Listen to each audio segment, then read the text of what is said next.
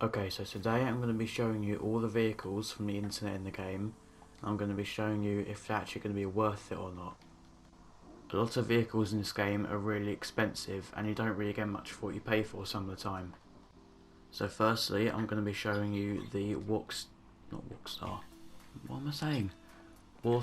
Catch and Carry website, which is where all the like weapon vehicles and planes that have different weapons on and things like that are.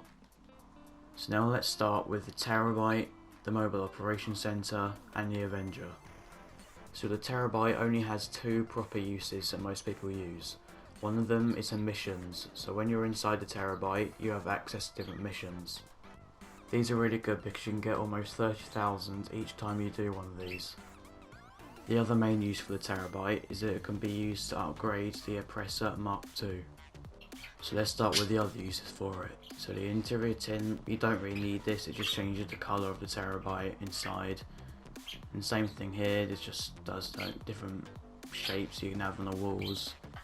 And the turret station, this shoots missiles out of it and it's pretty good missile launcher, the lock-ons are really good, but you can't really aim down very well. So if you want it you can get it, but personally I think it's quite a waste of money. So the drone station gives you access to a drone which you can fly around the city. It also is equipped with a stun gun, as you can see here, and self-destruct sequence, so you can use it to like kill people that are annoying you, or if you want to be a griefer and just annoy people. But griefers, no one likes you. So now the weapon workshop can be used to upgrade your weapons and make them into a Mark II weapon, and these are really good, they're much better than normal weapons. However, you cannot make every single weapon you have Mark II. So as I said earlier, with the Oppressor Mark II, you can only upgrade it in here, but you do actually have to buy a workshop in order to do this. Now the MOC, the Mobile Operations Center, is a little bit different to the Terabyte. So the main use of it is that you can upgrade certain vehicles. So the,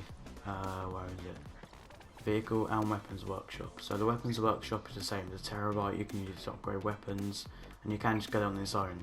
The Vehicle Workshop, you can upgrade certain vehicles, and you could add research things from the bunker to them. So therefore, if you don't have a bunker yet, this vehicle is kind of useless to you.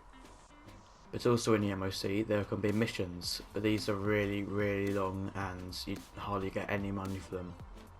So now moving on to the Avenger is pretty much the same thing as the Mobile Operations Center. However, this does actually have turrets, and it can also fly obviously, and it can become like a helicopter or a plane. So with these three that I've shown you so far, I'd say that only two of them are what you should get, which is the Terabyte and the MOC. The Avenger is quite expensive compared to the MOC, and it's pretty much the same thing, so, and it also flies. But you might as well just get the MOC, it's much cheaper. So next is Zaba, I think that's how you pronounce it. Anyway, this is probably one of the worst vehicles you can buy, and this is because it's incredibly slow, and it's just really weak. I mean, it takes quite a few like bullets and missiles and stuff. When it comes to combat, it's absolutely awful. The only thing special about this vehicle is that it can drive in water, but it's still incredibly slow in there. So for this price, it's not really that worth it. So next is the JB700W.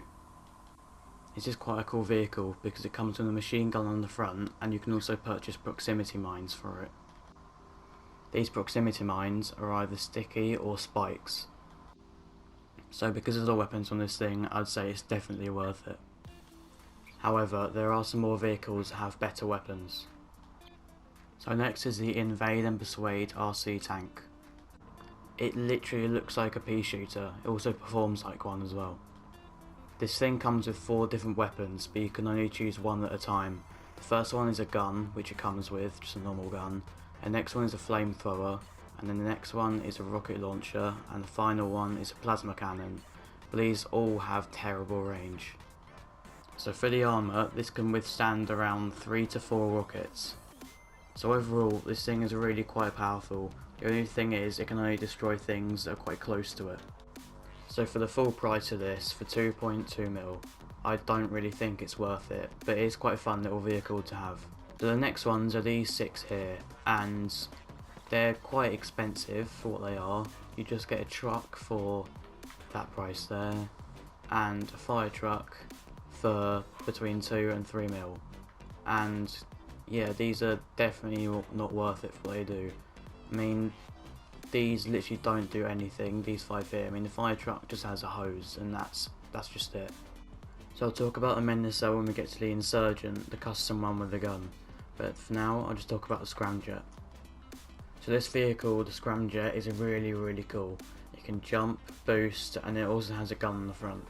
And it's also incredibly fast. So for the price of 3.4 mil, I wouldn't quite recommend it. But I think if it was on discount and it got to like 2 mil, something like that, I think you should get it. So next is the Oppressor Mark II, and the weapons on this are absolutely amazing. So when you purchase this, it just comes with a gun, but if you own a Terabyte, you can upgrade it in there, and you can either have a cannon or it can have missiles. And I forgot to say that the Oppressor Mark II actually flies. So with the combination of the weapons and the fact that it can fly, I'd say that 3 mil is probably quite a good price for this, and you should probably get it. So now the B-11 Strike Force is an incredibly weaponized plane. So on the front of this, it has a cannon, and also missiles, and also has barrage missiles, which send multiple missiles at once. So even though it is really expensive, almost $4 million, I'd say this is probably worth it. So the next 2 along are absolutely useless. So you've got the Pounder Custom, doesn't do anything. So the Mule Custom also doesn't do anything, it's just a lorry truck thing. And you've got the Cara, whatever that is. And it's just a normal car with a machine gun on the back. And it's not armoured from what I know, and you can literally get the Menacer for the same price, and the Menacer is armoured. So now we have the Deluxo, and this is definitely a waste of money. Buy it now for almost $5 million. I mean, trade price is a bit better. But yeah, you can get the Oppressor Mark II, which I've shown you, and it is cheaper, and it has weapons, so you might as well just get this. I mean, the Deluxo does actually have weapons. I mean, it has missiles and a machine gun, I think. But still, it's a lot more expensive than the Oppressor Mark II, so you might as well get that. I mean, they both fly, but that's cheaper, so it's pretty obvious you just get this. So next up is the Thruster, and personally, I think this vehicle is really cool. It's literally a jetpack, and you can either purchase missiles with it, or a 50 cal gun. So as you can see, it's really quite a high price, so I wouldn't really say this is worth it.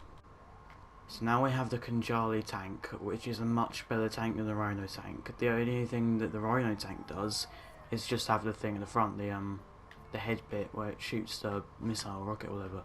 But this is absolutely amazing compared to it. So the Khanjali is heavily armoured, as you can see from here, and it also comes with a gun on top. But there are actually more weapons that can be added to this if you purchase them. So you can add proximity mines, and also some grenade launchers for your friends to use. You can also change this bit here to a railgun too. So next is the Stromberg, and this is probably one of the most useless ones on there, for the price anyway.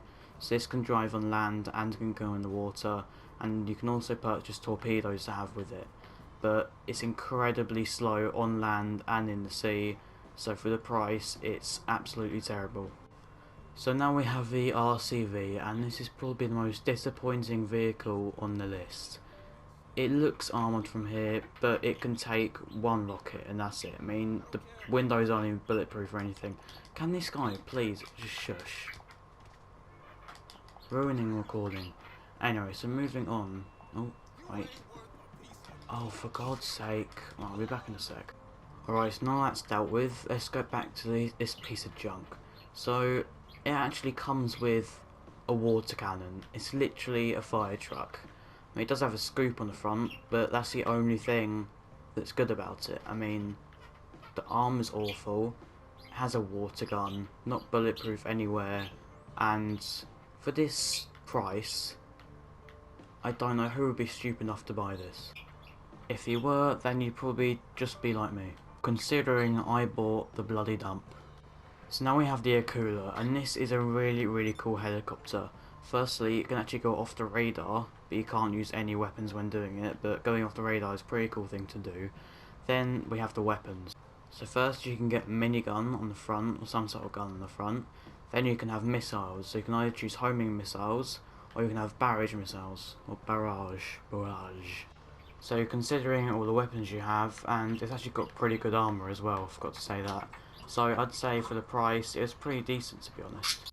So now we have the volatile, volatile, and this is also complete junk. I mean, the armour is awful. It only takes like one missile shot, like 3 explosive sniper rounds, something like that. And, well, it has machine guns on top that you can fire, but they can only shoot up or down if the plane's tilted sideways. And it can drop bombs. That's about it really. So, for the weapons it's alright, but for this price here, it's not really that good, so it's not worth it. So now we have the Barrage, which is actually a really good weaponized vehicle. The armour on this car can withstand around 5 rockets. Now with the weapons on this car, the front one can be changed to a minigun, and then on the back can be changed to a grenade launcher. Also, the car is really quite fast, and it's quite easy to drive. So for the price of $2.1 million, I'd say it's quite worth it.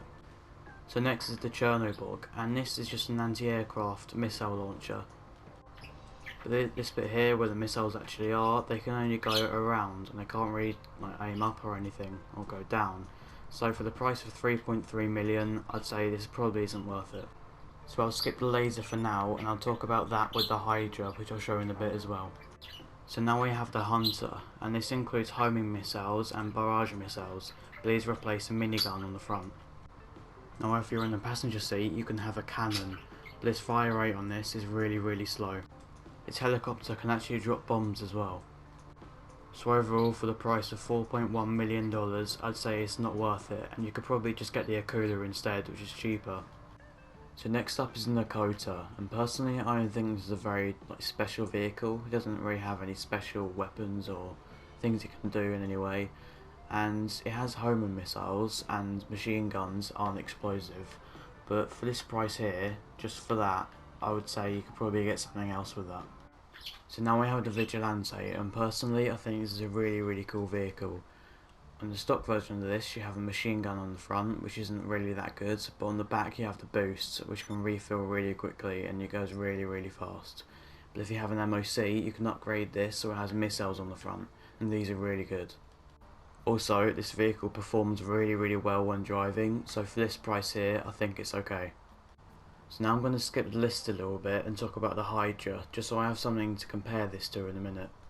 So overall, this aircraft is probably one of the best aircrafts in the game. With the weapons, with homing missiles and the cannon on the front, it's really good. Also, this thing has vertical takeoff, so it can start flying like a helicopter and then change into a plane later on. And this is all manual. So with the price of $3 million, I'd say it's definitely worth it. So next we have the Laser, which is probably not a very good purchase, considering it's exactly like the Hydra, but doesn't have vertical takeoff. I mean, the weapons are the same, and the armour is kind of the same, but you can actually find this in Fort Sankudo, which is a military base. So overall, this is probably worse than the Hydra, and for a more expensive price of 6.5 million, you could probably just find it in a military base if you wanted it. But if you do find it in a military base, it's not actually yours forever, you just steal it. So now we have the Pyro, and this is also one I wanted to compare to the Hydra. So the Pyro has machine guns on the front, which aren't really that accurate because they're so spread apart, but it also has homing missiles and has a boost at the back as well, which can go really fast.